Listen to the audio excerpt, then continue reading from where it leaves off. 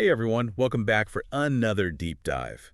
Today we're going to be talking about something called generational myopia, a concept we found in Robert Greene's book, The Laws of Human Nature.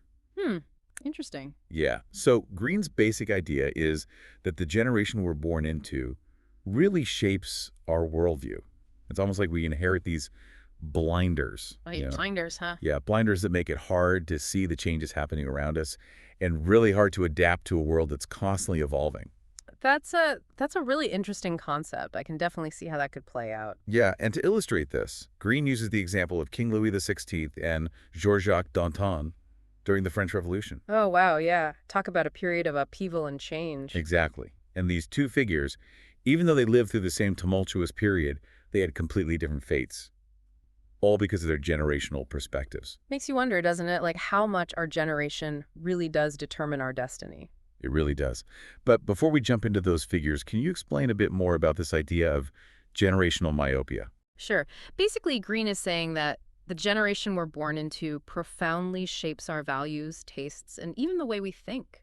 We inherit these things from the culture around us. Okay, so it's like we're all absorbing the ideas and attitudes of our generation, even if we're not aware of it. Yeah, and that creates this kind of myopia, a limited perspective. We end up judging everything based on our generation's norms, and that can make us resistant to change and blind to new trends. Okay, so that's the trap, right? We get stuck in our generational bubble. Exactly. Well, let's get back to those French Revolution examples. You mentioned King Louis XVI. He seems like he was a classic case of someone who just totally missed the signs of the times. Yeah, he really was. Louis XVI was all about preserving the past. He completely believed in the divine right of kings. The idea that his power came directly from God. Exactly. He had his lavish coronation ceremony, rode around in that ornate carriage, the whole 9 yards, and he totally relied on military force to maintain order. Those were the symbols of power for his generation. Exactly, but all around him, things were starting to change. What were some of those changes, those shifts that Louis XVI didn't seem to grasp?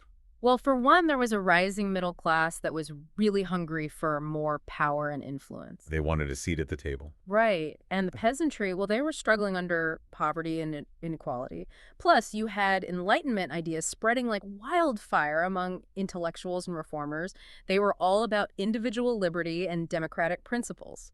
It's like he was so focused on holding on to the existing order that he was completely blind to the forces that were about to overturn it. It really is remarkable how he missed it all. And it wasn't just happening in the political sphere, right? It was a total cultural shift. Oh, absolutely. You could see those shifts everywhere, even in the little things. Really? Like what? Well, take fashion, for example. People started moving away from that stiff, formal style of the court and towards clothing that was more comfortable, less restrictive. Oh, interesting. So even something as seemingly superficial as fashion was actually reflecting a deeper change.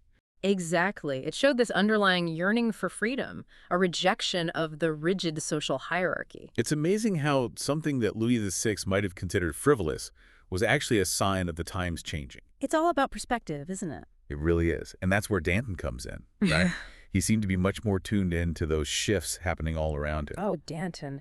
Yeah, he was a fascinating guy. Even as a teenager, he seemed to sense that all those fancy symbols of the monarchy were becoming meaningless. You could see that the times they were changing. Exactly. And he was exposed to Enlightenment ideas and really embraced the Romantic movement, which emphasized emotion, individualism. A bit of a rebellion against the Enlightenment's emphasis on pure reason. Yeah, exactly. He was deeply connected to that changing spirit of the times. He wasn't afraid to embody it either. Oh, no, not at all. I mean, the way he looked, the way he spoke, he was so different from those powdered wigs and the stuffy formality of the court. He was like the living embodiment of that generational shift. He really was. Danton totally understood that the old order was crumbling. He even used this analogy of a river. You just can't stop the tide of change. You gotta ride that wave. And he did. Danton played a key role in the French Revolution, pushing for all sorts of radical reforms. Okay, so we have Louis XVI clinging to the past and Danton riding the wave of change. It seems pretty clear who made the right call there. But there's a twist with Danton's story, isn't there? There is. It's fascinating, really. Even Danton, with all his awareness of generational shifts, eventually fell victim to his own myopia.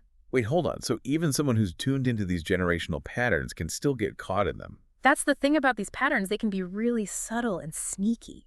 That's a little unsettling, isn't it? If Danton couldn't escape this trap, how can we? That's the big question. And to understand that, we need to look at the bigger picture, which is where Ibn Khaldun's work becomes really helpful. Ibn Khaldun. Yeah, he was a 14th century thinker who came up with this framework of a four-generation cycle. A four-generation cycle. Yeah, it helps explain how these patterns play out across history. Okay, I am definitely intrigued. I love a good framework. What are these four generations all about? Well, Ibn Khaldun called them the revolutionaries, the consolidators, the pragmatists, and the crisis generation. And each of these generations has its own unique characteristics, right? Exactly. And their own imbalances, too. It's like a pendulum swinging back and forth between extremes. All right, let's dive into those generations. First up, the revolutionaries. Tell me about them. So the revolutionaries are the ones who, well, they come of age during a time of like major upheaval. Like think about the generation that sparked the French Revolution. Yeah, got it. They're the ones who are all about shaking things up, like totally rejecting the status quo. Yeah, exactly. Driven by idealism, that thirst for change. Yeah. They're like Danton, the embodiment of that revolutionary spirit. Okay, yeah, I can see that. So after all that chaos, what happens next? What about the consolidators? Well, after all that revolution and chaos, there's this natural urge, this need for order, for stability, and that's where the consolidators step in. Right. Makes sense. Things can't be chaotic forever. Exactly. So they're all about building institutions, setting up those norms and bringing back that sense of security. So they're like the architects of the new world. Kind of, yeah. Maybe not as exciting as the revolutionaries, but super important for creating that foundation for that new era. Right. Got to have a solid foundation. Yeah. So if the revolutionaries tear down the old structures, the consolidators are the ones who build the new ones. Yeah, exactly. Like a two-part process. Got it. So what happens after that? Well, as things settle down, and society gets more stable, the focus shifts a bit. It becomes more about practicality, material comfort, and that's where the pragmatists come in. The pragmatists, okay. They're the builders, the innovators, the ones who really focus on improving life, making it better and more efficient. Think of the post-World War II generation, focused on economic growth and technology. Yeah, they're the ones reaping the benefits of the revolution, right? Enjoying that stability. But it seems like all that focus on material comfort could lead to some, well, downsides maybe. That's a good point, because you're right. As the pragmatists get more focused on their own success, their comfort, they can kind of lose sight of the initial ideals, those things that sparked the revolution in the first place. That makes sense. It happens all the time, right? You fight for something, achieve it, and then... And then what? Well, then you forget why you were fighting in the first place. Yeah, exactly. Yeah. And that can lead to this feeling of emptiness, disillusionment, which then sets the stage for, you guessed it, the crisis generation. Okay, so this is where things get interesting. The crisis generation. Tell me about them. Well, they're the ones who inherit a world that just feels kind of off, like something's not right, out of balance, but they're not quite sure what needs to change or how to fix it. Wait, what happened? How did we get here? Yeah, exactly. Often they feel kind of adrift, cynical and skeptical, especially of their parents' values and institutions. Sounds familiar. Right. And they're constantly questioning everything, which makes them, well, how do I put it? Ripe for the emergence of new ideologies and new movements. So they're the ones who set the stage for the next revolution. Precisely. And so the cycle begins all over again. Wow. That's a really powerful way to look at generational dynamics. It explains why these patterns repeat themselves throughout history, even if the specific circumstances are different every time. It's like we're all caught in this dance, this back and forth. We are. But let's bring this back to the listener for a second. How can understanding this cycle actually help us in our own lives?